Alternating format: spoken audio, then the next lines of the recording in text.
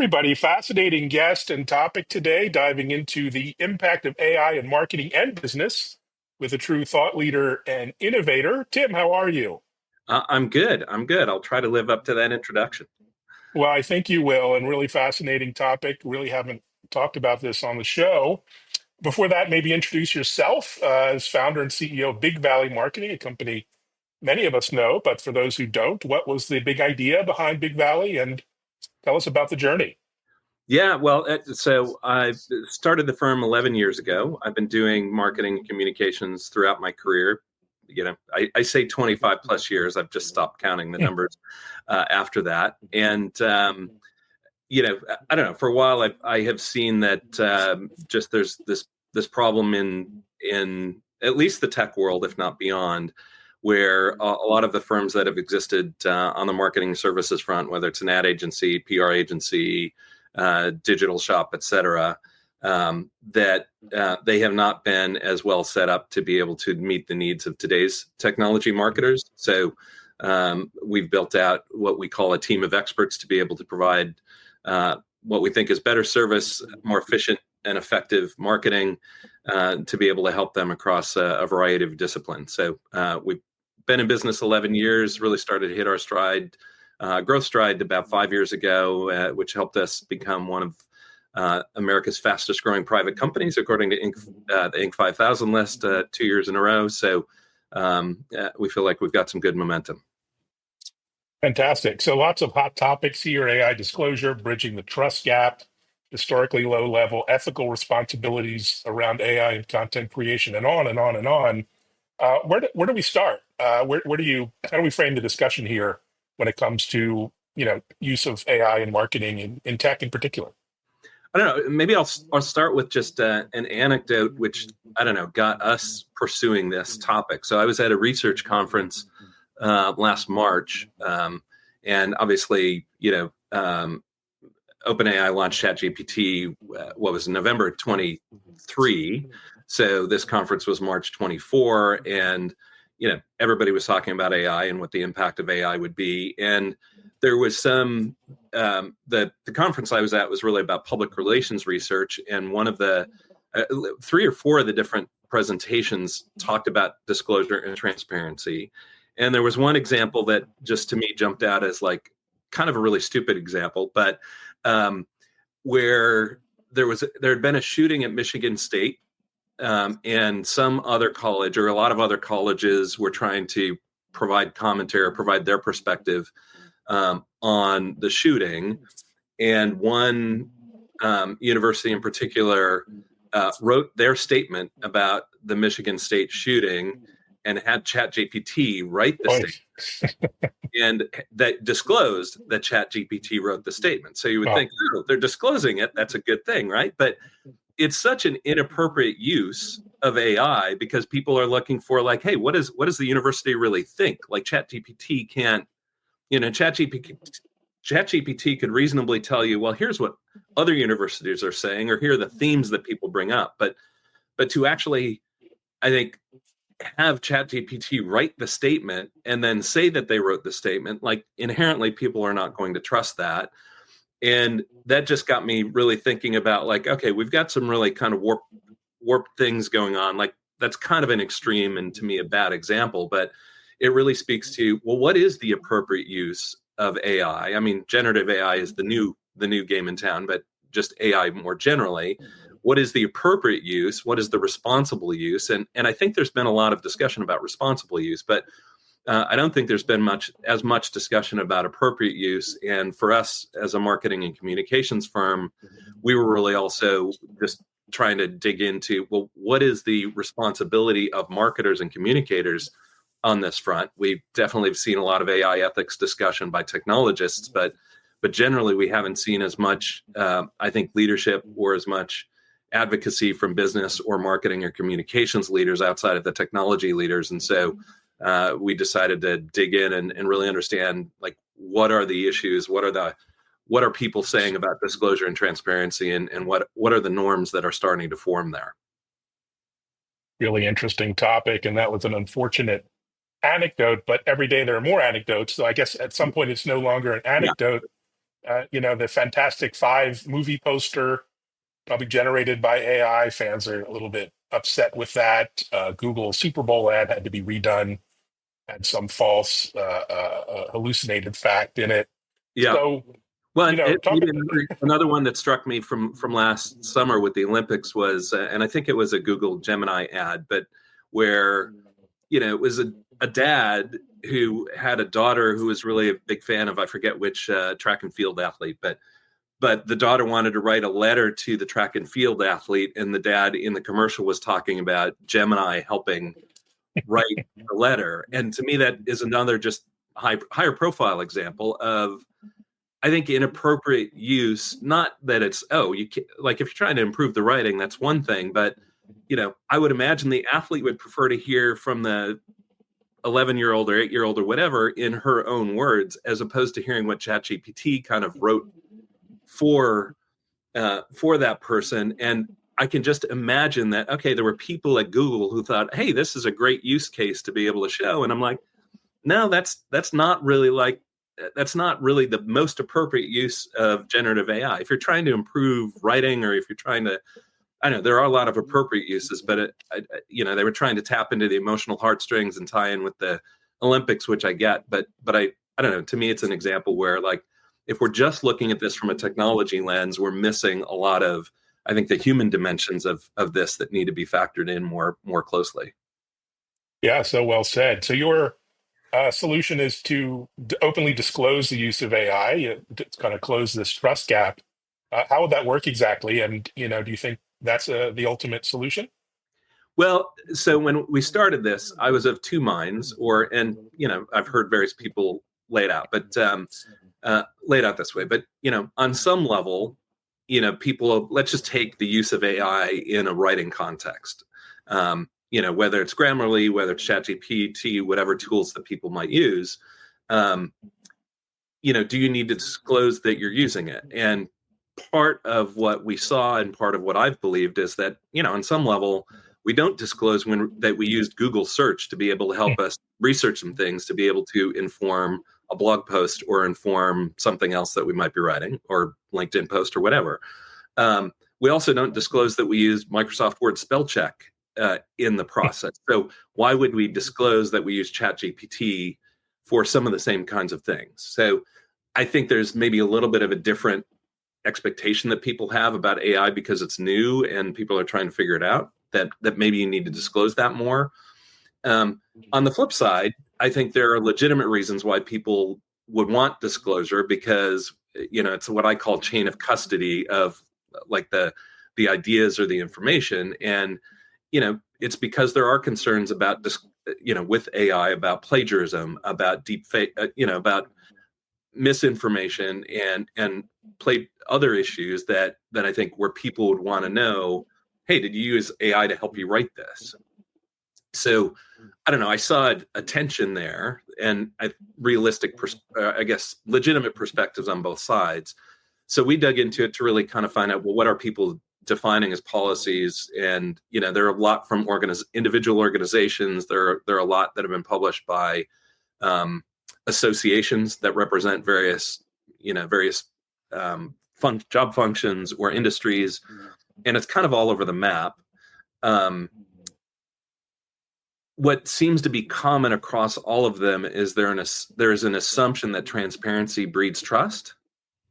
And that's where we started to find, because a number of the studies that have been published about, do people trust AI, I'm rounding it to 80%, but 80% of people don't trust AI across a number of surveys. Sometimes it might be 82%, 74, whatever. But if you're saying, hey, we use generative AI in the process of this to be able to breed trust, it doesn't actually breed trust. It breeds mistrust at the outset.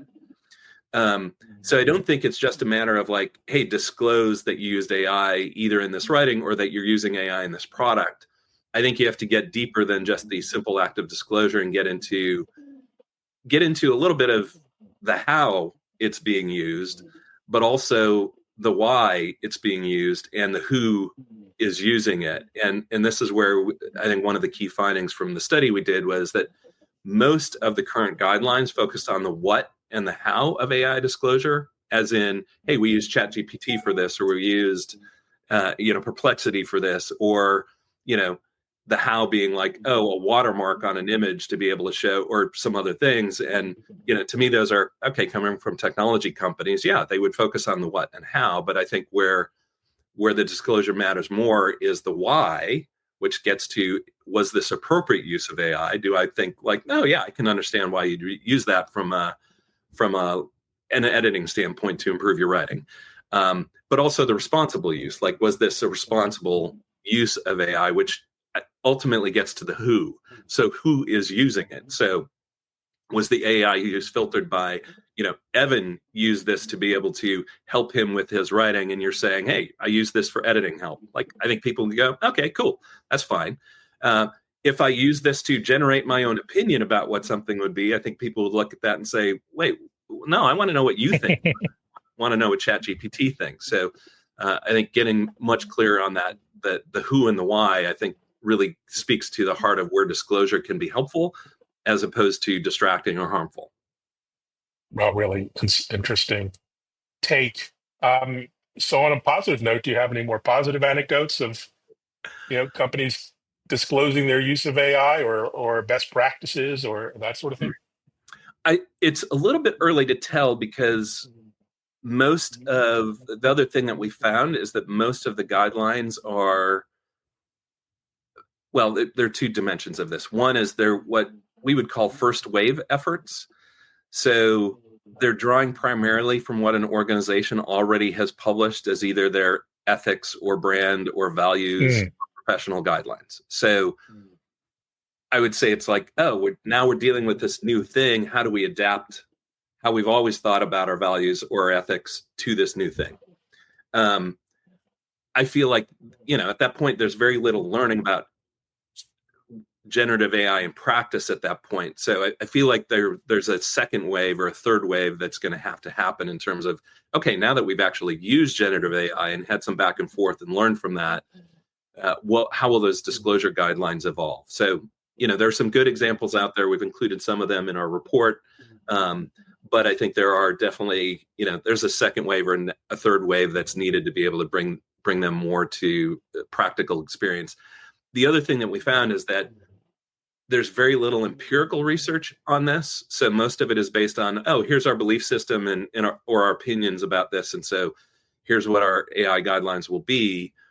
But I don't think there's been a lot to really know, well, what actually resonates with customers, or if you're in a political realm, what actually resonates with citizens. And again, there hasn't been practical experience with it. So we need some more practical experience. But I think there need to be more empirical studies about, as an example, for some of the Super Bowl ads that have been created or generated partially with AI, does that bother people? Does that matter to people? Are they like, hey, it's in the creative process, so it's totally fine. As long as it's a good ad, it's a good ad. If it's funny, it's funny. I don't care what's behind it. Or do people mistrust it just because AI was involved in it? And, I don't, obviously the companies doing Super Bowl ads haven't published the studies that they may have done, or the focus groups or the surveys that they've done to be able to test that. But I think we need to get to a place where more of that is shared to be able to really learn from, because I don't think it's black and white. It's not like, oh, either we trust it or we don't trust it. I think it's, again, goes back to, is this appropriate use? Is this responsible use? If it's in the context of creative idea generation, like, hey, that's fine. If it's in the context of like, hey, I'm trying to research a topic and really kind of get to some insights fast. But if it's like, hey, I'm trying to really base material decisions on this data that may be flawed or may be distorted or may, have bias based on that, like, okay, there should be a higher bar for that. Yeah, well said. So let's take this down a notch to our sort of personal points of view a bit. I mean, I've seen Gen AI as a boon. I mean, it's 10x my productivity and output. I mean, just an anecdote here. I mean, this recording, this video will be edited by AI, turned into a blog, automatically, and social posts, and it's pretty phenomenal. I feel like I have a team of 10 versus 2. Yep. And I'm sure you're doing things on your end internally to scale and to leverage AI benefits. But what does that mean for our customers and beyond? You've heard stories of clients being quite unhappy that they found out their deliverables have been all done by AI, and there's a lot of shenanigans happening too. How do we take a more ethical approach as content creators, marketeers, agencies, et cetera? So many questions, so many elements there, but I think that the core of it is, I mean, how you're using it and how a lot of people are using it, I would say, is for automation and productivity, right? And I don't know, to me, what's interesting there is that you've probably had to invest a lot of time to really learn how to use the tools in the back and forth. And, you learn through prompts and other things like how to use them better. I think where the real automation and productivity benefits are going to come, not just for Gen AI, but other AI, is really when it gets built more into the workflow tools and applications that we use for other things. So instead of like, oh, I'm going to ChatGPT to do this, the Grammarly use case to me is maybe a more productive one going forward, because it's like, oh, well, we're using it in the context of very specific workflow. We have a client that uses AI that's basically helps companies with RFP management, with RFI management, and all kinds of other strategic responses that companies do. And AI is a big part of what they're building into their software. And there's huge automation and productivity benefits for that. On one level, hey, we've got these 50 different documents that where the answer might exist. How do we go collate and sift through that to be able to kind of surface the right answer? Or, hey, we've got a 10-page white paper that describes how something works, but we need a 2-paragraph description of it in an RFP response. So can you take the 10-page version and turn it into a 2-paragraph summary? Like, that's, to me, just a place where generative AI is actually very productive and is good at, but that's different than, what is the point of view that a company has about responsible use of AI. To me, that's where, like, no, that goes to the belief systems, that goes to the values that a company has, and where you need to go do that. So I think, you brought up an example of clients. I think this is where it goes into really being thoughtful about, well, what is the relationship and what are the expectations in that relationship? So for us, as a consulting firm working with clients, what do our clients expect? And I would say, hey, if we're using AI in our work process, they would expect to know that that's there. They would have questions about, or we'd have to align on, hey, is that responsible use? Is that appropriate use? I think between a company and its customers, it's a little bit harder, because if you're a B2B company, let's say you've got 100 customers, 500 customers, 1,000 customers. If you're a consumer-facing business and have millions of customers, the expectations are going to vary quite a bit. So what we've recommended in the report is, whether it's about disclosure or transparency or other things related to AI ethics, ultimately, I think you need to, be transparent where it makes sense, and be transparent in a sensible way, but also, build the feedback loop into that so that you're having this back and forth. And I think being adaptable, not being knee-jerk responsive, but being adaptable to that feedback loop. And I think this is also going to be a moving target, because the understanding and the belief based on the experience that people have with AI today is going to be different 6 months from now, or 12 months from now, or 6 years from now. So how do you evolve with that as that understanding grows? Yeah, really interesting points. And on the business side, it's different drivers as well. The C-suite, they want to do more with less. And, this year of efficiency we're in, what are you hearing from them on some of the challenges and opportunities? What are they looking for as they, budget this year, for example? We're definitely seeing the doing more with less, intersecting with, AI is an opportunity to do more with less. On the marketing front, I feel like there's a danger there. Well, the do more with less thing is dangerous anyway, because you can't cut your way to growth, and every company that we work with is trying to grow. And, if you're getting the impulse from a CFO or somebody else to do more with less, I mean, the reality is you can't, if your company grew 10% this year and you're trying to grow 20% next year, and you invest the same amount or you invest less, like, how are you going to drive a result with less investment? I don't think AI necessarily changes that equation, but that to me is just a more, I don't know, some of the more business dynamics that exist there. But speak, more specifically to AI and the productivity benefits and the automation benefits, I do think those are very real. And I think, you've seen as much as I have discussion within each industry or within each job function about what kind of impact that will have. I don't think a lot of what workers like us do, or it can be, I mean, you can automate some things, but you can't automate other things. And I do think over time, it's going to there will be a premium for original thinking. There will be a premium on ideation, a premium on, like, just as an example of, for you, things that you've learned over the course of 20 to 30 years that play into the questions you ask or the knowledge base that you have on things. Like, I think those are going to be more valuable in the future rather than less valuable, but they're easy things to do that, like, hey, yeah, automate that. Like, let's use the tools to be able to help there. So I think the real power comes from the combination of the people and the technology together. And, by job function, by industry, that's all going to kind of be a little bit of a moving target. But I think the companies that will be most successful, the individuals that will be most successful, are the ones who look at the intersection of kind of the human and the technology. The human ingenuity and like how we use tools is as important as the tool itself. Yeah, I got it. So just as we wrap up here, what are you excited about as we, head into 2025? Any travel or events or otherwise that you're looking forward to? Yeah, well, the travel part maybe has me a bit distracted. I'm always keen to go to some fun new places. I've got a senior in high school, so we've got a college trip coming up in a month. So that's the one that's in front of me, but hopefully we'll find a sunny climate to go to it a little bit later in the year.